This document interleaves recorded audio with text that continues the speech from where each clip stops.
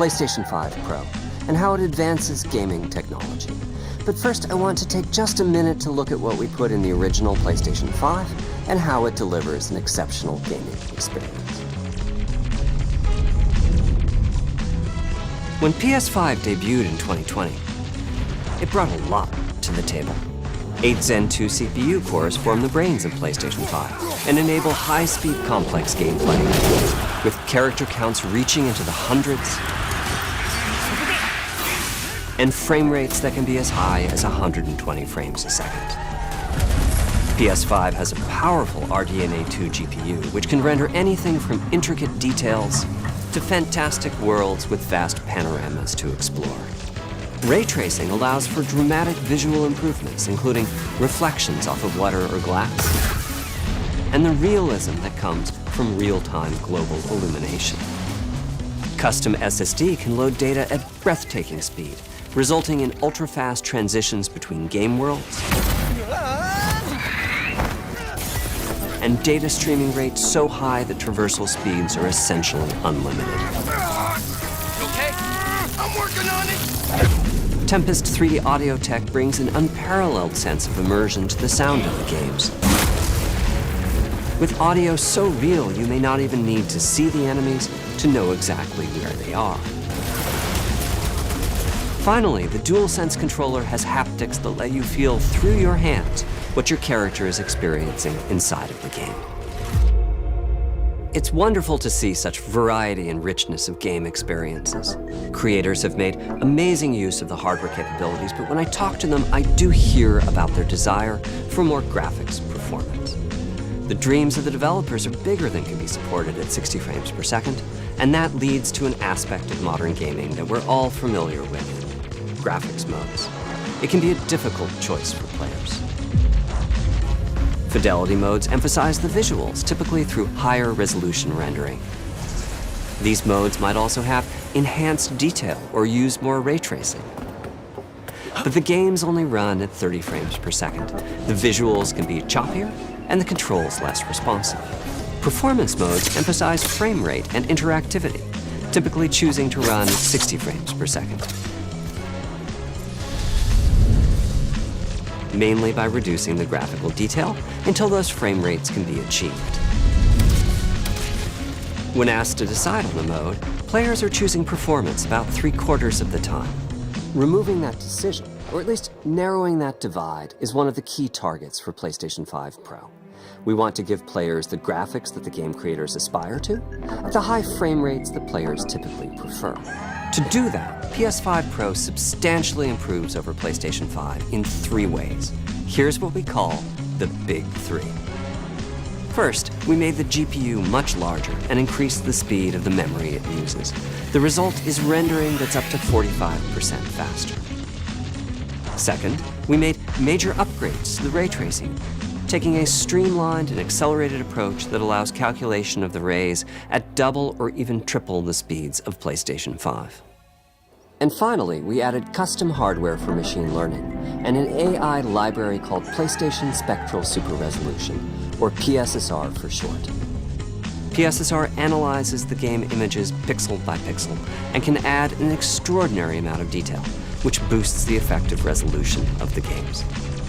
Game creators are adding PS5 Pro support to new and existing titles, and with the Big 3 involved, the results can be pretty amazing, with graphics showing something like fidelity levels of detail, but at double the frame rate.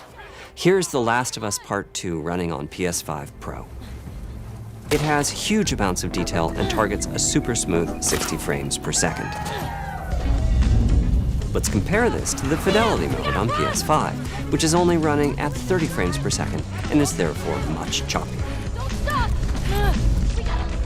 This goal of delivering almost fidelity-like graphics at performance frame rates has been achieved for a broad set of titles, including Marvel's Spider-Man 2 and Ratchet & Clank Rift Apart. We can see that PS5 Pro is close to doubling the power of PlayStation 5. Another way to compare the two consoles is to look at PS5 Pro versus Performance mode on PS5, both of which target 60 frames per second. What we see here is a difference in detail. PS5 Pro is much sharper and crisper than PS5. For this, my favorite is the parade scene from Ratchet & Clank. Distant details are much clearer. And here we can see Marvel's Spider-Man 2 is noticeably higher resolution throughout the scene, including the trees and procedural cars. So overall, some remarkable improvement to the games. On PS5 Pro, we can see increased sharpness to the graphics or smoother and more responsive gameplay. This is the big three showing their value. As you've been seeing, machine learning via the PSSR library is being used quite broadly to add pixel detail and boost frame rate.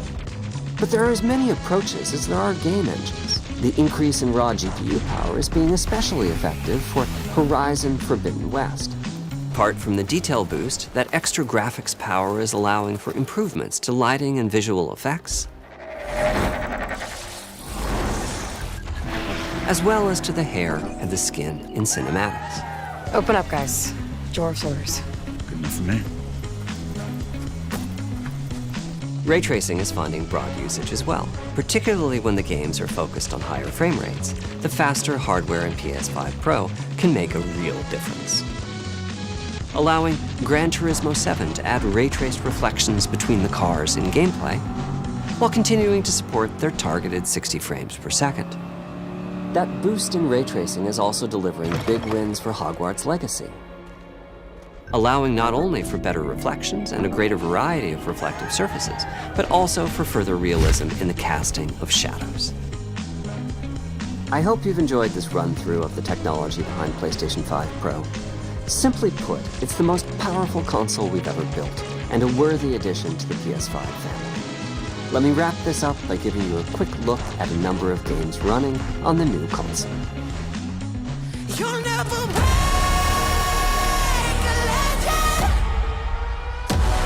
'cause they don't know we are legendary. Don't in hurry.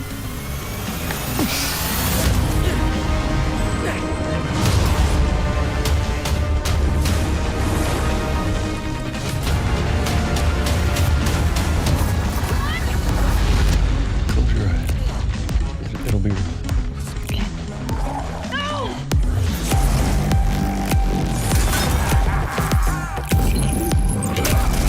Did I do it? Oh, what is this? What's with all the neon?